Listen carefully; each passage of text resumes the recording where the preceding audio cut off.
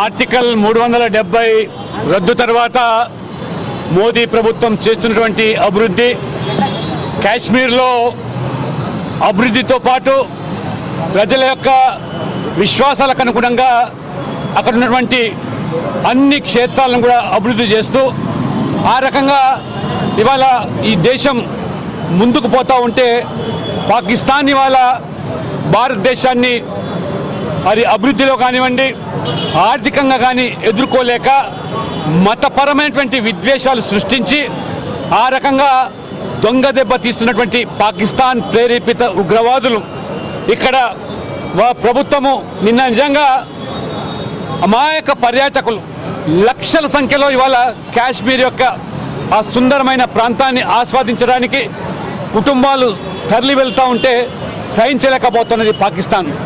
కాశ్మీర్ భారతదేశంలో అంతర్భాగం అని చెప్పి భారత ప్రజలు ఇవాళ గుర్తించి ఆ రకంగా కాశ్మీర్ ఒక పర్యాటక కేంద్రంగానే కాకుండా కాశ్మీర్ యొక్క సంస్కృతిని కాపాడే రీతిలో మోదీ ప్రభుత్వం చేస్తున్నటువంటి ఈ అభివృద్ధి దాన్ని సహించలేక దొంగ దెబ్బ తీసినటువంటి ఈ పాకిస్తాన్ను సభ్య సమాజము మొత్తం దేశవ్యాప్తంగా కూడా ప్రపంచవ్యాప్తంగా కూడా ఈరోజు వారు ఖండిస్తూ ఉన్నారు. ఇప్పటికైనా పాకిస్తాన్ బుద్ధి తెచ్చుకొని ఈ ఉగ్రవాద చర్యలకు వారు కనుక స్వస్తి పలకపోయినట్టయితే మరి ఈరోజు ప్రపంచంలోనే పాకిస్తాన్ను ఒక ఉగ్రవాద దేశంగా ప్రకటించే రోజులు వస్తాయని చెప్పి కూడా హెచ్చరిస్తూ మరి ఆ దోషులు ఎవరైతున్నారో వాళ్ళని కఠినంగా శిక్షించాలని, వారిని ఖచ్చితంగా ఏరివేయాలని, ఈ దేశం నుంచి ఉగ్రవాదాన్ని తీవ్రవాదాన్ని కూడా పెకిలివేయాలని చెప్పి కూడా ఇవాళ ప్రజలు భావిస్తున్నారు. మరి ఎవరైతే ఇవాళ ఆ బాధిత కుటుంబాలు ఉన్నాయో ప్రభుత్వం కూడా అన్ని విధాలుగా ఆదుకుంటున్నది. ప్రధానమంత్రి నరేంద్ర మోడీ కూడా ఊటాఊటిగా సౌదీ అరేబియా పర్యటన కూడా ముగించుకొని వారి ఇక్కడికి వస్తూ ఉన్నారు.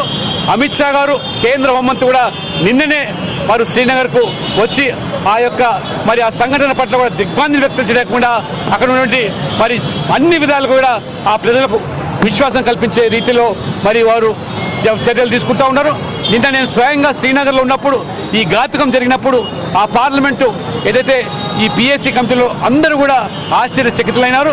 ఎందుకంటే పార్టీలకు అతీతంగా కూడా కాశ్మీర్లో జరుగుతున్న అభివృద్ధిని అందరూ కొనియాడుతున్న సందర్భంలో పాకిస్తాన్ సహించలేకపోతుంది. కాబట్టి ఈ దొంగ దెబ్బను మొత్తం వాళ్ళ దేశ ప్రజలు కూడా ఖండించాల్సిందిగా కోరుతూ ఉన్నాను.